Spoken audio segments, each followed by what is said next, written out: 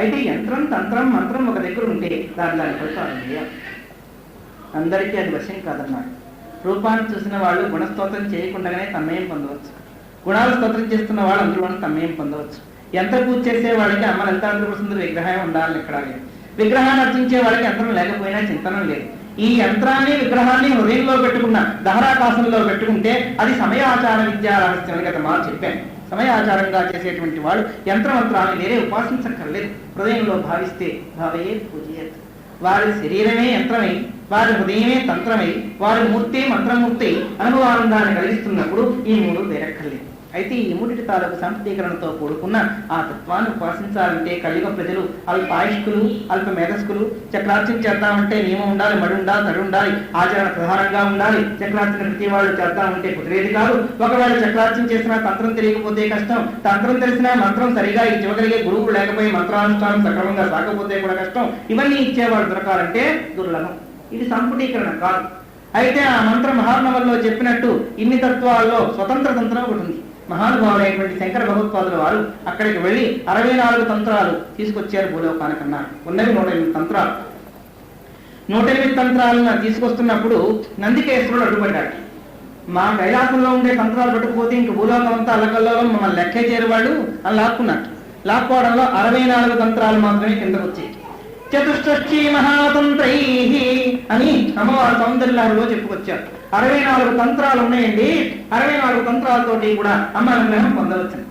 మనలాంటి వాళ్ళకి ఎట్లా దొరుకుతాయి ఆ తంత్రాలు? అంచేత స్వామి 64 తంత్రాలు మాకు చేత కావు కనుక ఏకతంత్రంతో అన్ని తంత్రాల్ని పట్టుకునే మార్గం ఉందా? ఏదది? స్వతంత్ర తంత్రం, శ్రీచక్రార్చన. శ్రీచక్రార్చన మేము చేయలేకపోతే ఏం చేయాలి? అమ్మ నామావళి అంటే చాలు, ఆ ఫలితం వచ్చేస్తుంది. కనుక ఆ నామావళిని ఇక్కడ వర్ణించడం, యంత్రం, తంత్రం, మంత్రం రేఖామాత్రంగా ఉండే ఆమె రూపం తాలూకు వైభవాన్ని ఇక్కడ వర్ణించారు. అయితే మొట్టమొదటిగా ఆమె సౌందర్యం వర్ణించి ఆమె రూపం హృదయంలో భావించుకుంటూ జపం చేస్తే జపసిద్ధి కలుగుతుంది. ఏ దేవతని పిలుస్తున్నావంటే ఆ దేవత ఆ మూర్తి హృదయంలోకి రావాలి. వచ్చిన తర్వాత నువ్వు 5 సార్లు 10 సార్లు చేసిన రూపం చదవకుండా ఆ మంత్రసిద్ధి వేరు. గడగడగడగడగడాడుతూ శ్లోకం చదివడం, శ్లోకం చెప్పడం, ఆవిడ వచ్చిందో లేదో మనకు అక్కర్లేదు, మన పని అయిపోయింది లేదని చదివడం, లేచి వెళ్ళిపోవడం మంత్రసిద్ధి. వశిన్యాది వేగదేవతలు స్తోత్రం చేస్తూ ఉంటే ఆ రూపాన్ని ఎదురకుండా చూస్తూ చేశారు. మామూలు చేసింది కాదు. వాళ్ళు చూస్తూ అదృష్టవశాత్తు చేస్తే వారు చూసిన చూపు మన చూపుగా మారితే మనం కూడా చూస్తూ చేయవచ్చు. అరుణాం కర్ణాతరంగితాక్షి దృఢ పాశాంకుజ పుష్పబాణ చాపాం అణిమాని విరాగుతం మయూఖై రహమిత్యేవ విభావయే భవానీ. అరుణం కరుణాతరంగితాక్షి, అరుణ కిరణ భాస్కర కోటి తత్వాల్లో పూర్ణత్వం పొంది కాంతి పుంజాలతో వెళ్లి విరిసే నేత్రద్వయం కలిగిన తల్లి. చల్లదనానికి ఎర్రతనం రూపమాత్రంగా ఉందన్నారు. తామరకు రేకులు చూడండి ఎర్రగా ఉంటాయి, అది ఇలా కళ్ళ దగ్గర తాకితే చల్లగా ఉంటాయి. పెట్టుకోండి ఎప్పుడైనా తామరకు దొరికితే రేఖల్లో చల్లదనం ఉంటుంది. అట్లా అప్పుడే విచ్చుతున్న తామరకు రేకులతో సదృశ్యంగా ఉండే నేత్రద్వయం కలిగినటువంటిది అమ్మవారు. అదే కాదు, అరుణ కర్ణాతరంగితాక్షి అక్కడ మెల్లగా చేస్తాం.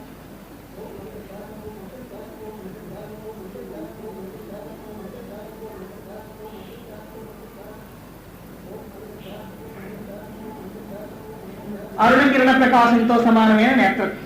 అరుణ కాంతి భాస్కర కాంతి కన్నా ముందు వస్తుంది. తెల్లవారుదాని తూర్పును చూడండి ఎర్రగా ఆకాశం అవుతుంది, చల్లగా ఉంటుంది. ఆ మందమయ మారుతి శిఖరాలు వస్తుంటే ఒంటికి ఒక రకమైన ఎదురుపాటు కలుగుతూ చల్లగా హాయిగా ఆ చూసిన ప్రకృతి దృశ్యం మరలా మరలా చూడాలనిపించే సౌందర్యం ఉంటుంది. ఎప్పుడైనా తెల్లవారుజాను లేవడం తడతలు చూస్తే, లేకపోతే ఆ సౌందర్యం తెలియదు. అట్లా ఉన్న అరుణ కాంతితో సమానమైన కాంతితో కూడుకున్న ముఖమండలం, విచ్చుతున్న జలజాల తాలూకు రేకులు ఎట్లా ఉంటాయో అట్లాంటి రేకులతో సమానమైన నేత్రత్వయం. ఆ అపురూపమైన కరుణ లావణ్యం కళలోంచి పైకి తొంగిసలాడి కొనికసలాడి వస్తున్నది.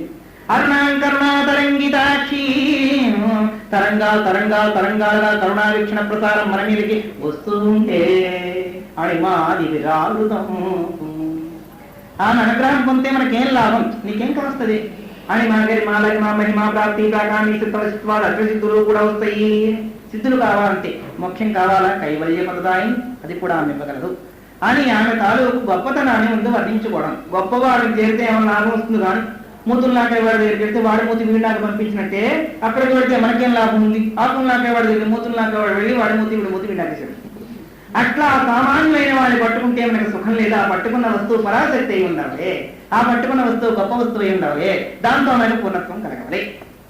కనుక అరుణకిరణ ప్రకాశంతో ఉండే అమ్మని ఆశ్రయించాం. మనం పట్టుకున్న చింతకొమ్మ కానీ బొప్పాయి పట్టం కాదు, తప్పనిసరిగా మోక్షం వచ్చి తీరుతుంది అని పూర్ణ విశ్వాసం ఉండవాలి.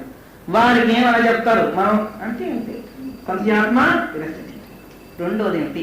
సకుంకుమ విలేపన అడిగ తుంబి కస్తూరిక సమంద హరితీక్షణ సశర చాపవాజాంకుశేష జనమోగినీం అరుణమాయాభూషాంబరం జపా కుసుమ బాసురం జప విధౌ స్మరేతంబికా అంబికా. అమ్మవారిని ఒక్కసారి స్మరేత్ స్మరించు. ఎట్లా స్మరించాలండి అంటే డూడు డూడు కసుమన్నాను వెళ్ళిపోవడం కాదు. ఎట్లా? స్మరేదంబికాం, అంబికని స్మరించు. ఎట్లా? సకుంకుమ విలేపనాం అలిక చుంబి కస్తూరికాం సమంద హసితిక్షణాం ససరచాప పాశాంకుశాం అశేష జనమోహిని అరుణ మాల్యాభూషాంబరాం జపా కుసుమ భాసురం జప విధౌ స్మరేత్. జపం చేస్తూ స్మరిస్తూ చూస్తూ ఆనందం పొందుతూ అనుభవంలో ములుగుతూ అహర్నిశలు ఉంటూ దానికన్నా వేరు కాకుండా ఉండే ఆమె తత్వాన్ని రూపంతో మిశ్రితం చేసి చూడు. ఎంత చక్కగా ఉందని. చక్కగా ఉన్న వస్తువుని అందరూ ఆకర్షిస్తారు కదా. ఒక వస్తువు ఒకరికి నచ్చితే ఆ నచ్చిన వస్తువు సాధారణంగా అందరికీ నచ్చుతుంది. కుటుంబంలో వస్తువు ఒకటి తెచ్చి చూపించిన వాడికి నచ్చదు. అట్లా అమ్మవారి తాలూకు సౌందర్యం గొప్పది కనుక ఆ సౌందర్యాన్ని ఇక్కడ చెప్పుకుంటూ అన్నారు. సకుంకుమ విలేపన అమ్మవారి అష్టమి చంద్ర విభ్రాజ దళిత స్థల శోభిత అంటారు వసిన్యాది వారి దేవతలు. అష్టమి నాడు చంద్రబింబాన్ని తిరస్కరించే ప్రకాశంతో ఉన్నటువంటి లలాట పలకం మీద కస్తూరి తిలకం మచ్చ పెట్టుకున్నట్టుంది. అట్లా చందమామలో మచ్చ ఉంది, ఆ మచ్చకి ఈ మచ్చ ఏమాత్రం దీటుపోతున్నట్టుగా షోడశ కళలతోటి ఆ తిలకం, అది కస్తూరి తిలకం, సామాన్యం కాదు. కస్తూరి మృగమదంతో కూడుకున్నటువంటి తిలకం కమ్మని పరిమళాలు వెతులుతుంది. సకుంకుమ విలేపన. విలేపనం అంటే కలియబడింది, కస్తూరితో కలియబడ్డ విలేపనం తిలకంగా పెట్టుకుంది. సకుంకుమ విలేపన అడిగచుంది కస్తూరిక. కస్తూరికతో కూడుకున్న ఆ బొట్టుని అట్లా పెట్టుకుని ఆ బొట్టు మెరుస్తూ ఉంటే దివ్య పరిమళం చుట్టూ వ్యాపిస్తూ ఉంటే అడికలు ఉంటే ఉంగరాల ముంగురులు, అడికాల రామంట అమ్మవారి తాలూకు భావముంగురంగా ఉండేటువంటి ఉంగరాల ముంగురులు గాలికి అట్లట్ల కదిలే అన్న. ఆమె ఎక్కడుంటే అక్కడే, అందులో ఆమె ఉండేటువంటి సామాన్యమైన స్థానం కాదు. సురాసిందోర్మధ్యే సురవిటపి వాటీపరుతే మణిద్వీపే నిపోవనవది చింతామణి గృహే శివాకారే మంచే పరమశివ పర్యంక నిలయాగా. క్షీరసాగరంలో కదంబవన వాటికలో చింతామణి పీఠంలో శివుడు అంకపీఠం మీద చల్లని మందమయమార్త శీకరాలు సేకరిస్తూ కూర్చుంటుంటే అమ్మవారి తాలూకు ఉంగరాలు బంధురాలక అన్నారు. ఇంకా కొన్ని నామాల్లో బాగా దట్టంగా పెరిగి బాగా చిక్కులు పడుతూ ఉంగరాలు ముంగురులుగా చుట్టుకుపోతూ అవి గాలికి అట్లా అట్లా కదులుతున్నా కూడా ఒక్కసారి రివ్వుమనిచ్చేయడం కాదు, మెల్లగా జరుగుతున్నాయి లాడవరకు మీద జరిగి జరిగి జరిగి. ఎవడైనా మనకి ఇష్టమైన వాడిని మనం పిలవాలంటే ఒక్కసారి పిలిస్తే ఉన్న గోల అని కసుతాం. అందుకని స్కూల్లో పోయిన వాడిని ఇలా అట్లా అడిగచుంది కస్తూరికం. ఇక్కడ ఉన్న ముంగురులు అలా అలా అలా అమ్మవారు చూస్తే ఏమవుతుందో మెల్లిగా జరిగి జరిగి జరిగి ఆమె సహజంగానే పద్మిని జాతి స్త్రీలకు అధిష్టాన చక్రవర్తి కనుక ఆమె కేశపాసం షోడశకళలతోటి పరిమళంతో కూడుకున్నది. మేము గొప్ప అని వాటికి చాలా అభిమానం. ఇంత గొప్పగా ఉన్న మా పరిమళం పైకి వస్తున్నదా? కస్తూరి తిలకం పెట్టుకుని దాని పరిమళమా? ఇది ఎవరిదో నిర్ణయించుకోవాలి కదా. వాళ్ళ దగ్గరికి వెళ్ళి ఒకసారి మాసం చూస్తే సరిపోతుంది కనుక ఊగుతూ ఊగుతూ మెల్లిగా మెల్లిగా మెల్లిగా పాల భాగంలో ఉండే ఉంగరాలు ముంగుళ్ళు కదిలి కదిలి కదిలి వచ్చి కస్తూరి తిలకం దాకా చుంబిత చూసే ముందు పెట్టుకోవడం ఉంటారు చుంబనం అని వాటిలో సమపాలతోటి భావన చేస్తున్నాయి. అది అమ్మవారు గుర్తించలేదనుకున్నారు. ఆమె గుర్తించనిదే లేదు. గుర్తించి కూడా కొంతమంది గుర్తించినట్టు ఊరుకుంటారు. మన మీద మర్యాద ఇచ్చి కొంతమంది సిగరెట్ కాల్చి అంటారు, మనం వెళ్తుంటే గొప్పకని ఇలా అంటారు. మనం ఆ మర్యాద నిలబెట్టి వెళ్ళిపోతే బాగుంటుంది. ఏమంటే కాలుతున్నా అంటే కాలుతారు కదా. తెలుస్తుంది మనకి వీళ్ళు చేస్తారని. ఒక్కొక్క బలహీనత ఒకటి ఉంటుంది, ఏం చేస్తాం. అట్లా ఆ ముంగురులు వస్తున్నాయని తెలుసు సంగతి. కస్తూరిని చూస్తాయని తెలుసు, అవి మన ముద్దులు పెట్టుకుంటాయని తెలుసు, అయినా అట్లా ఊరుకుంది. ఉంగరాలు ముంగురులు వచ్చి కస్తూరికం తాకే అరిక చుంబి కస్తూరిగా తాకి తన్మయం పొంది ఒకదాంతో ఒకటి జతపడి ఉన్నప్పుడు ఒక్కసారి ఇప్పుడు చూస్తే రైతుగా చిక్కుపడిపోతాడు. అందుకోసం అతితీక్షణ ఉన్న సీతమ్మ వారు చూపట్లా ఉంటుంది. తెల్లగా విచ్చుకున్న చుట్టూ కమలాలు రేకులు ఎర్రగా ఉంటాయి, మధ్యలో చిన్న తెలుపు ఉంటుంది.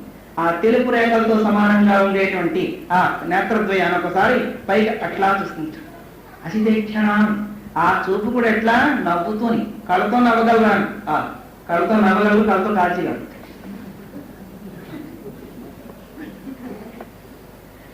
కళ్ళతోటి అసలు భాషాభావం నేత్రం నుంచి పుట్టింది, వాక్యం లేదు. మొదటి ఓం అర్జున్ కొండమడ మేళకి ఎక్కడి నుంచి వచ్చింది?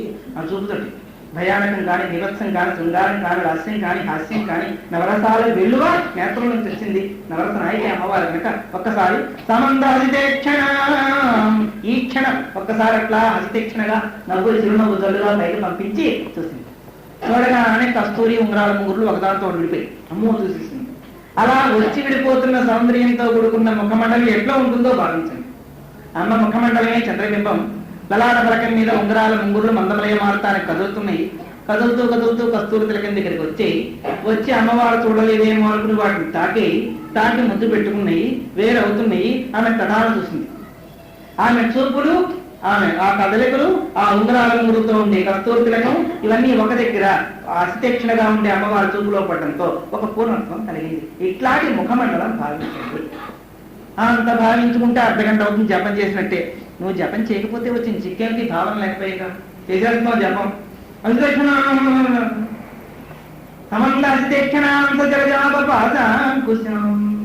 ఎంతసేపు అమ్మవారు గొట్టిగా చూసుకోవడం, ఆ పైవాటికి చూసుకోవడమే కానీ నాకేసి చూడడం, చేతులు గాబరా పడతాయేమో అని మీకు కూడా మంచి విలువనిస్తున్నా అని.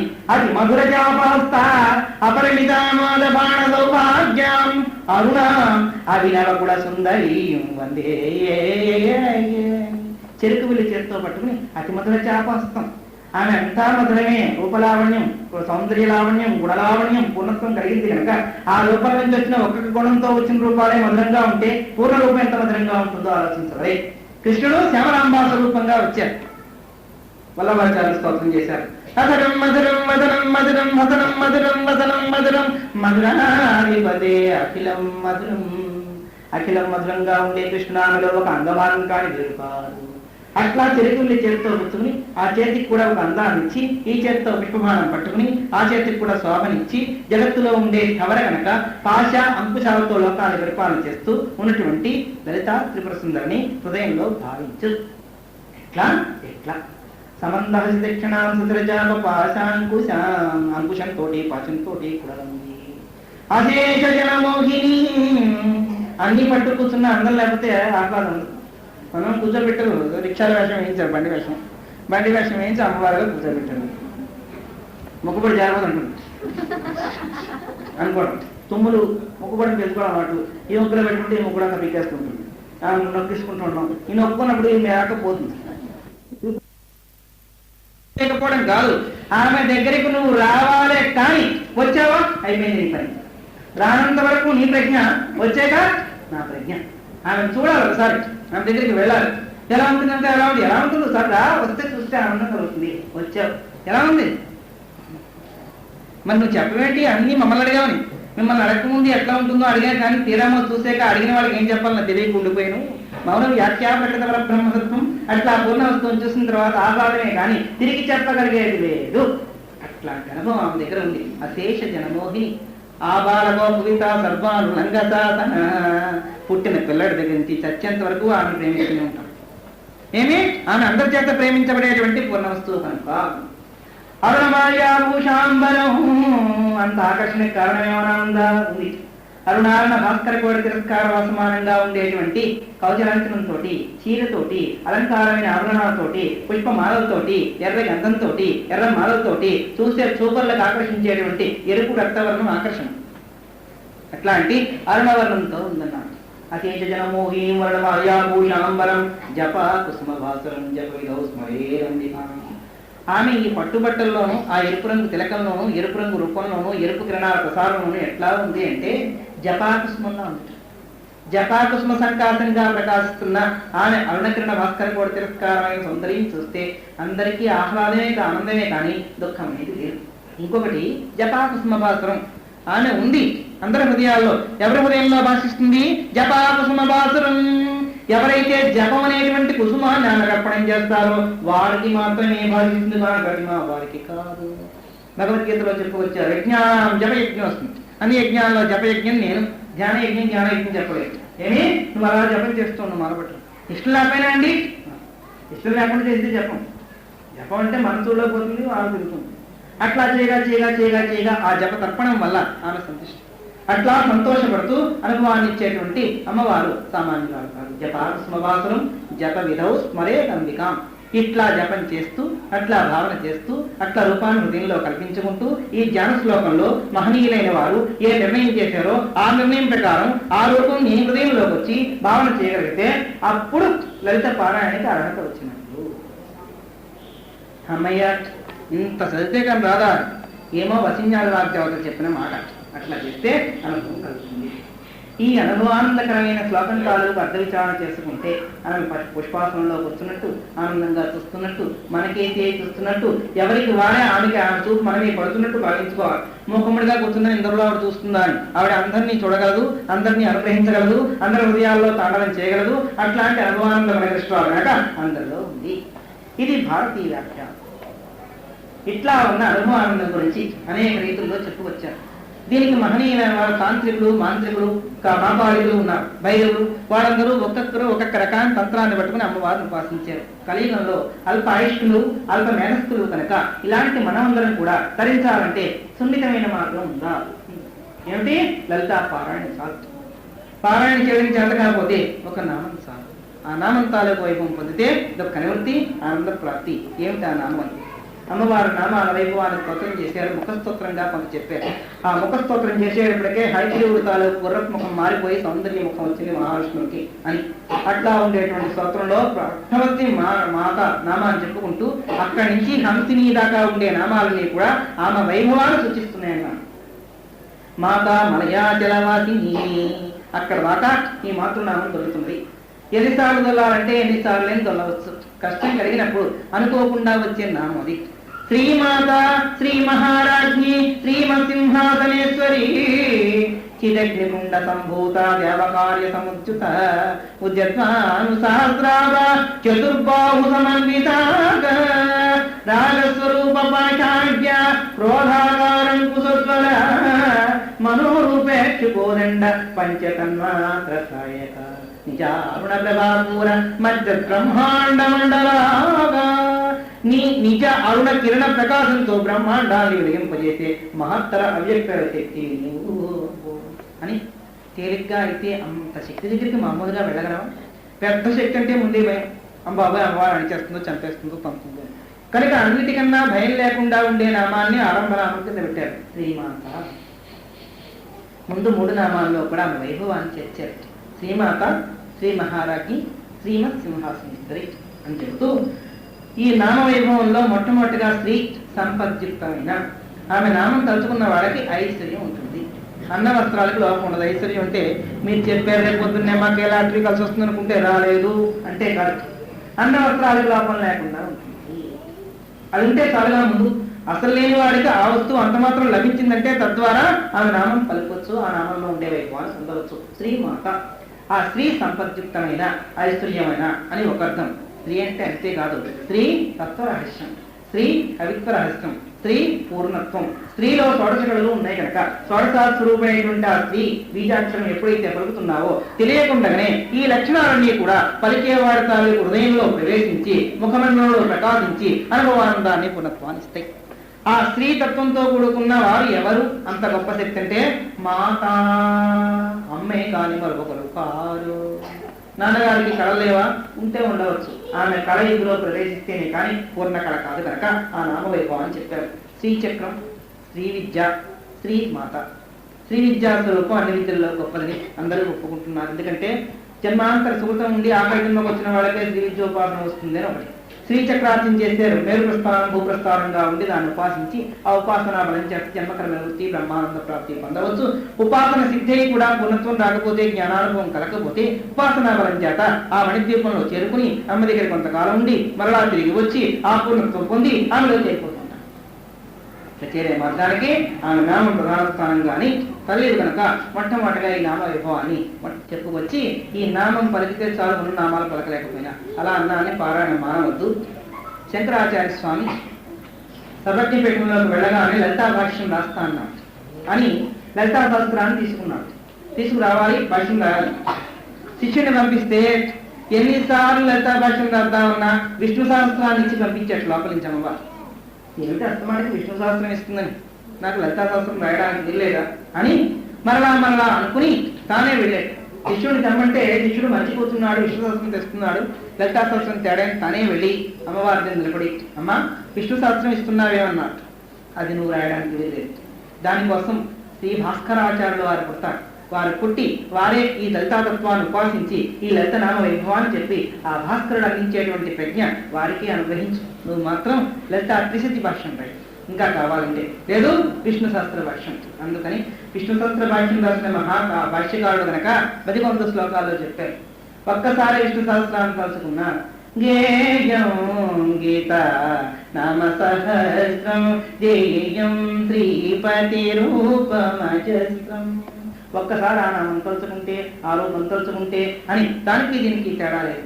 అంతేకాదు విష్ణు సహస్రనామాల్లో కొన్ని నామాలు ఆ శివశాస్త్రంలోనూ దేవీ శాస్త్రంలోనూ కలుస్తూ ఉంటాయి. అటువంటి వైభవాన్ని భాస్కరాచార్యులు వారు వస్తారు. ఆ భాస్కరాచార్యులు వారు మాత్రం రాస్తారు. ఈ భాస్కరుడు సామాన్యుడు కాదు. అంతకుముందు చెప్పాను, మరొకసారి హెచ్చరిక చేస్తాను. శ్రీ విద్యా సాంప్రదాయ పూర్ణ గురువు తాలూకు మహత్తర శక్తి ఎట్లాంటిదో ఇక్కడ విశ్లేషించేశారు. ఆయన గృహస్థు భాస్కరుడు, అఖండ అద్వైత పరిపూర్ణ గుణగరిష్ఠుడు, శ్రీ విద్యోపాసనలో పునదీక్షాపరుడు. అట్లా చేస్తూ ఉంటే వారి ఇంటి ముందు నుంచి యతీశ్వరుడు వెళుతూ ఉండేవారు. రోజు దగ్గరలో ఒక నది ఉంది, నదిలో స్నానం చేసుకోవడానికి.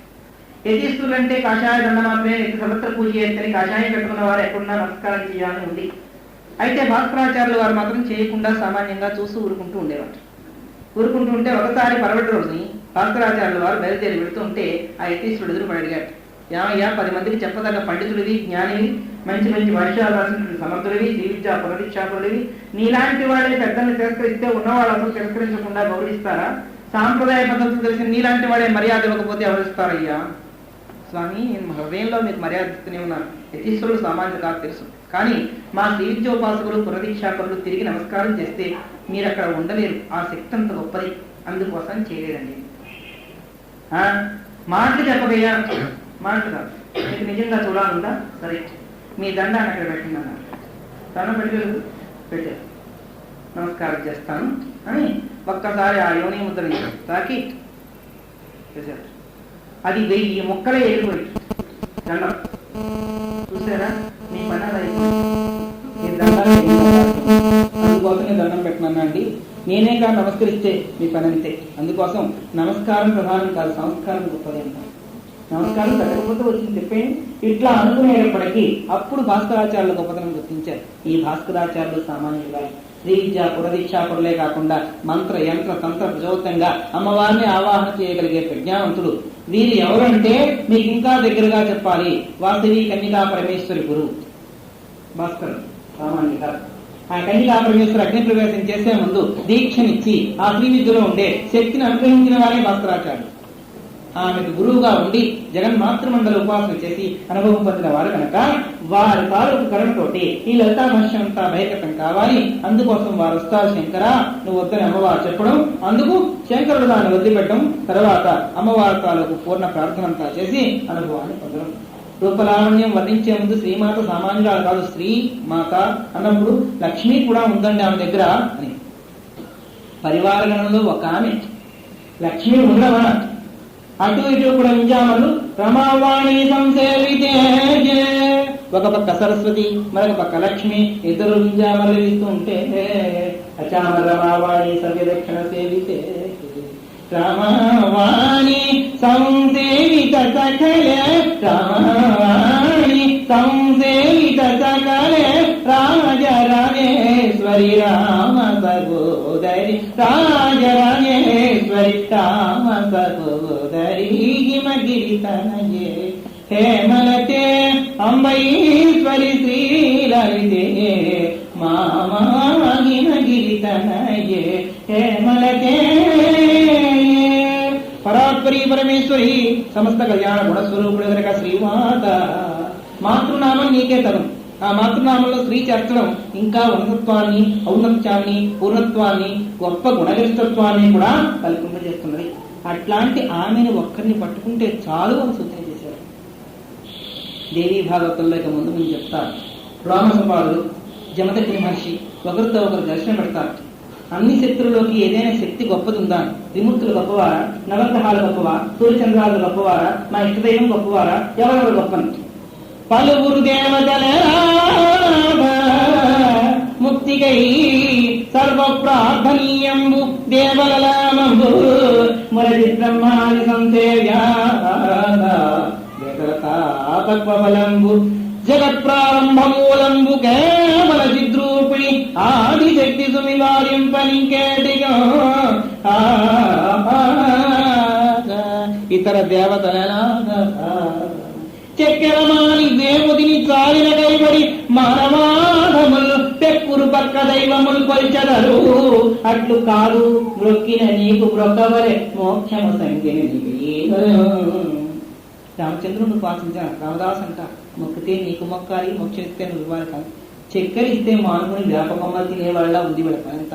అమ్మవారు ఎదురకుండా ఉంటే ప్రత్యక్ష ప్రమాణ స్వరూపిణి అనే అనేకమైన ఉపనిషత్ ప్రస్థానత్రయ భాష్యాలకు అధికార కవర్. అట్లాంటి ఆమె పాదం పట్టుకుంటే చాలు. వేదాలు కూడా చదవక్కర్లేదు. వేదాల కన్నా పాదంలో అంత గొప్పతనం ఉందంటే ఆమెను వదిలిపెట్టి పక్క దేవాలు పట్టుకున్న వాళ్ళ పని ఇప్పుడు అవుతుంది. అయితే ఎందుకు పట్టుకోలేకపోతున్నాం? మన జన్మ సంస్కారం ఎట్లా ఉంటే అట్లా పట్టబడతాం, కానీ ఆమె దగ్గరికి ఎందుకు వస్తాం? అయితే మా ఇష్టదైవం గొప్పది కదా అని. ఇష్టదైవాలు గొప్పవారే. ఇష్టదైవాలు అందరిలో ఉండే శక్తి ఇప్పుడు నేను చెబుతున్నది నామరూప వైభవం కాదు. అమ్మవారు అంటే ఇలా ఉందని అనుకోక్కర్లేదు. రాముల్లో కానీ, కృష్ణుల్లో కానీ, దత్తుల్లో కానీ, గణపతిలో కానీ, చంద్రుల్లో కానీ, సూర్యుల్లో కానీ, నవగ్రహాల్లో కానీ, దశావతారాల్లో కానీ, ప్రతి మండలంలో కానీ ఏ శక్తి ఉంటే దీనికి చరణం కలుగుతున్నదో, ఏ శక్తి లేకపోతే చరణం ఏదో ఆ శక్తి ఇక్కడ శ్రీమాత. అట్లాంటి అనుభవానంద స్వరూపమైనటువంటి అమ్మవారిని ఈనాడు ఉపాసించడం. ఇంకా విశేషం, అమృత స్వరూపిణి ఏమన్నా అమ్మ దగ్గర ఉన్నంత హాయి అక్కడ ఉంది. అలసిపోయి పరిగెత్తుకు వస్తారు ఆటల నుంచి. దొంగాట్లు ఆడతాను కదా, దొంగాట్లో కూడా అమ్మాని కూర్చోబెడతారు మగవాడే. ఇలా వేసి అలా వేసి ఏ వేయడం చేత కానీ సిద్ధి విగ్రహాలు కూర్చోబెడదు. నువ్వు అమ్మగా ఉండు, పరిగెత్తలేవు కూర్చుంటాడు. కూర్చుంటే పరిగెత్తి ఆడతాడు. ఆడి ఆడి ఆడి అవతల వాడికి దొరికిపోతానే భయం పుట్టినప్పుడు బాగా ఆయాసం ఉన్నవాడు అనుకుని వచ్చేసి నిన్న అమ్మని ముట్టుకున్నాను. తప్పిపోయి అది కానీ ముట్టుకోకపోతే నీ పని ఏమన్నా అవుట్ చేసేది. నువ్వు చిన్న రెప్పపాట్లు తప్పిపోయాడు. లౌకికంలో అమ్మని పేరు పెట్టుకుని కూర్చున్నావు, బొమ్మని ముట్టుకుంటేనే నీకు అంత కూడా వస్తే నిజమే అమ్మని పట్టుకుంటే నీకు దుఃఖం ఉందా? దొంగాట్లో నీకు దొంగ అయ్యో అవ్వాల్సిన దగ్గర స్టేజ్కి వచ్చి కొట్టానే ఉంటుంది. అట్లా భగవంతుడి కరుణతో కూడుకున్న ఆ జన్మక్రమ నివృత్తి బ్రహ్మానంద ప్రాప్తి పొందాలంటే అమ్మ పాదం తప్ప మరొక పాదం లేదు. అది ఉత్తమ గతి. అమ్మని ఆటలో పట్టుకుంటే నీకు కలిగిన ఆనందం ఇంత గొప్పదైతే నిజమైనటువంటి బొమ్మలాట ప్రపంచంలో అమ్మని పట్టుకోగలిగితే నీకుండే పూర్ణత్వం జగత్తులో ఉంటుందా? అట్లాంటి అనుభవం పొందిన మహనీయులందరూ చెప్పారు కనుక ఆ అనుభూతి కోసం ఆశ్రయించక తప్పదు. అట్లాంటి అమ్మ పాదం దొరికిందా అదృష్టవంతులు. దొరకపోతే ఆ దొరికేంత వరకు ప్రయత్నించి మామూలు ప్రయత్నం సాగడానికి మార్గం. మాతృ మానం జ్ఞేయం అని కొలత. మాత తల్లి, మాతృ అది మానం కొలమానం. ఏ వస్తువునైనా కొలవచ్చునేమో కానీ అమ్మ కరుణని, అమ్మ రూపాన్ని, అమ్మ లావణ్యాన్ని, అమ్మ తత్వాన్ని, అమ్మ అనుభవాన్ని ఇంత అని కొలత వేసేవాడు ఇప్పుడు దాకా లేదు. ఎవరెవరు ఎంతంతగా ఉపాసిస్తే అంతంతగా వారి హృదయంతో కొలిచారు, కానీ ఆ కొలతగా ఆమె అందేది కాదు. కాళిదాసు అమ్మను ఉపాసించారు. ఉపాసించి వారి హృదయంతో ఆమె కొలుచుకున్నారు ఇంత అని. ఆ కొలతకు అందలేదు. అట్లనే రామకృష్ణుడు కొలిచారు, అట్లనే రామలింగుడు కొలిచారు, అట్లనే మహానుభావులందరూ కొలిచారు. ఆ కొలతలన్నీ సామాన్యపు కొలతలే కానీ ఆమె కొలతకి అందేది కాదు. జలం తీసుకొచ్చి పాత్రలో పోస్తే చెంబులో పోస్తే చెంబులాగా, గ్లాసులో పోస్తే గ్లాసులాగా, గిన్నెలో పోస్తే గిన్నెలాగా, బిందులో పోస్తే బిందులాగా ఉంటుంది కానీ ఏది కాదు. అవునా? జలానికి నామం ఉందా? ఒక రూపం ఉందా? నువ్వు అట్లా కల్పించుకుని ఆనందం పొందగలిగే ప్రజ్ఞ మాత్రమే ఉంది, కానీ ఆమెకి ఈ ప్రజ్ఞ చాలదు ఆమెను కొలవడానికి. మాతృ కొలతకు అందేది కాదు కనుక మాతా పూర్ణస్వరూపం.